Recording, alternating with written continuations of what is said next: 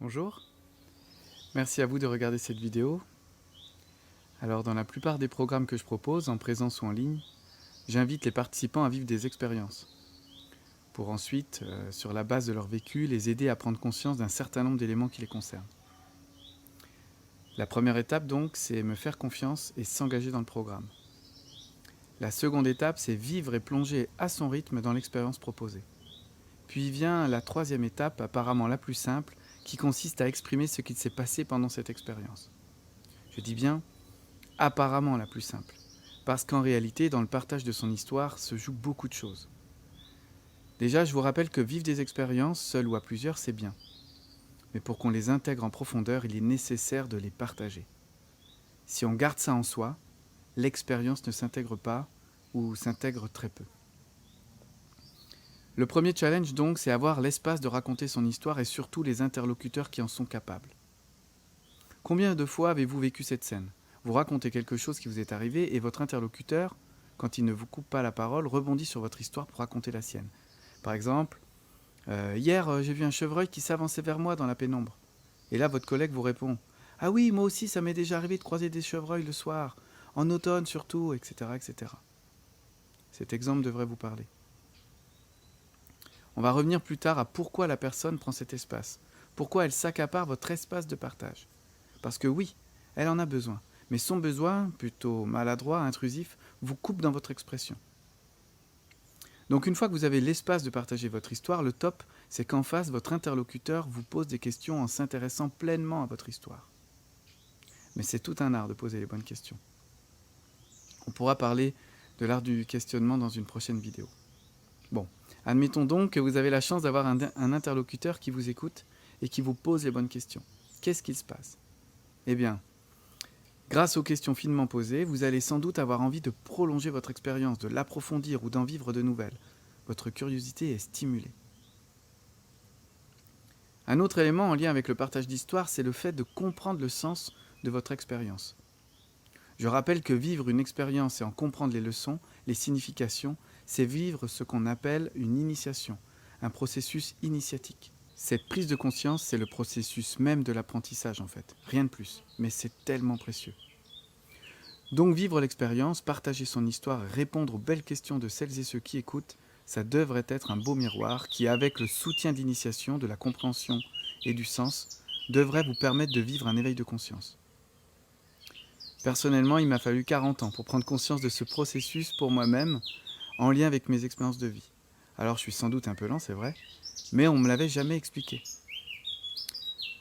En fait, on me laissait la plupart du temps vivre des expériences quand j'en avais le droit. Parfois, j'ai pris le temps de les raconter quand j'avais l'espace, et plus rarement encore, on s'est intéressé à mes histoires en me posant des questions. Et je crois qu'il y a eu même des fois où ça m'a donné envie d'aller plus loin et d'en apprendre un peu plus sur moi. Mais tout ça, je le vivais inconsciemment. Donc pas moyen de le proposer consciemment par moi-même à d'autres personnes que je côtoyais. Et pourtant, ça fait plus de 20 ans que je suis éducateur. Alors quand j'y repense, c'est presque un drame. Bon. Si je reprends un peu ce phénomène en le mettant en parallèle avec la vie humaine. Quand on est bébé, on est dans le tout instinct. On exprime de fait toutes les douleurs que l'on ressent, notamment en référence et en comparaison à l'univers doux, chaud, berçant de notre vie intra-utérine, agréable, en apesanteur, de laquelle on vient de sortir.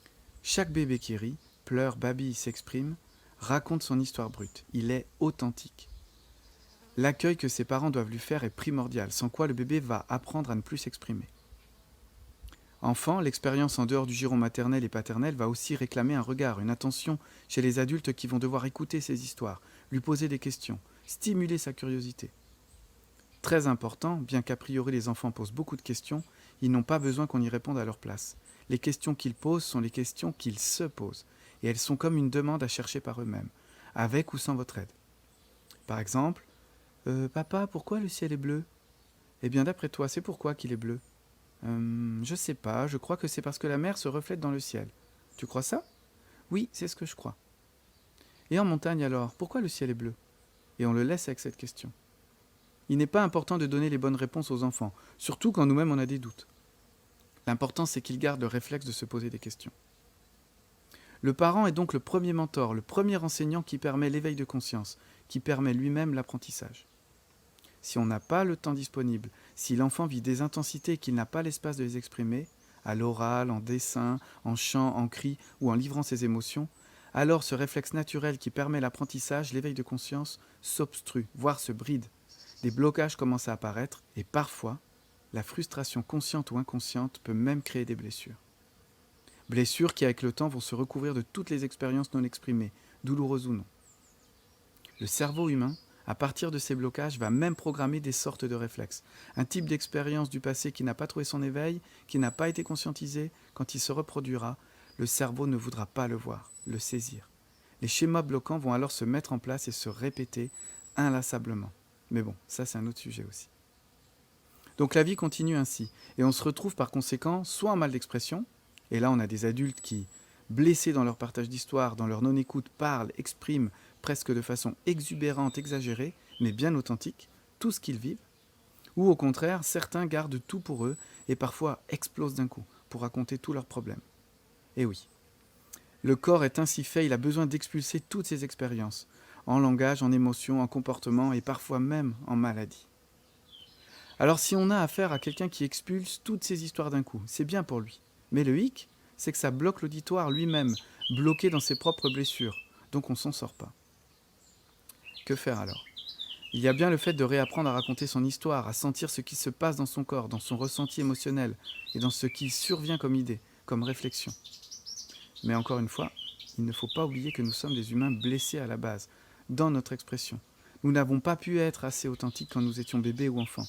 Donc si on nous donne l'espace, une fois adulte, on l'est authentique. Et oui, on en a tellement besoin. Avez-vous déjà remarqué comment des personnes en révolte de s'être trop tues ne prennent plus de gants et s'en cachent ? Et ça leur fait un bien fou car enfin elles se libèrent. Finalement, elles ne font que ce qu'un bébé a besoin de faire, se libérer. Mais un bébé est entouré de ses parents et de sa famille, qui doit absorber cette libération pour l'accueillir pleinement et la convertir en amour.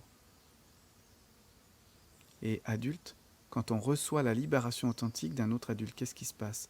Souvent, c'est l'escalade, car ça provoque souvent des malaises, des heurts, de l'agacement. L'amour est bien plus loin. Et oui, car nous sommes nous aussi blessés. Donc partager son histoire authentiquement, c'est bien, ça libère, ok. Mais on peut, pour améliorer l'effet, partager son histoire pleinement tout en prenant soin de son auditoire. Raconter synthétiquement, raconter le nectar et raconter sans vomir ce que l'on ressent. On n'est plus authentique, on est congruent. La congruence, c'est partager avec authenticité tout en prenant soin de la personne en face, donc en restant dans une certaine écoute. L'effet du partage d'expérience n'en est que meilleur car il y a une meilleure réception en face. La congruence, en fait, c'est ce qu'on devrait apprendre normalement peu de temps après l'âge de 6 ans. Et oui, les petits-enfants qui ont eu l'espace de raconter authentiquement leurs histoires, face à des grands-enfants, face à des ados ou des adultes qui les écoutaient consciemment et qui leur reflétaient écoute, attention, empathie, ces enfants, ils ont rencontré cet espace de congruence chez ces interlocuteurs qui les modélisaient. Donc la congruence, ça s'apprend avec des adultes congruents. Imaginez maintenant l'état du partage d'histoire encore une fois un peu plus amélioré. On passe de l'authenticité à la congruence jusqu'à la révélation personnelle.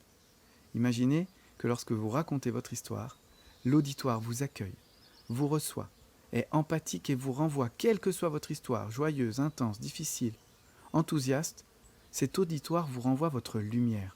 Alors ce que j'appelle lumière, c'est un peu votre valeur, votre plus bel éclat. Imaginez donc qu'à chaque histoire racontée, qu'à chaque expérience vécue, votre auditoire sait vous refléter votre valeur, ce plus bel éclat qui émane de vous. C'est un peu comme si raconter votre expérience vous permet de vous sentir exister, avec votre lumière personnelle, votre couleur, votre côté exceptionnel, votre côté unique. Certains appellent le fait de refléter cette lumière le miroitement. Dans ce contexte de miroitement, raconter son histoire, c'est exister dans son unicité et surtout en prendre véritablement conscience. Les blessures et les fausses croyances sont décelées, sont révélées par vos pairs et vous permettent de vous sentir unique parmi eux.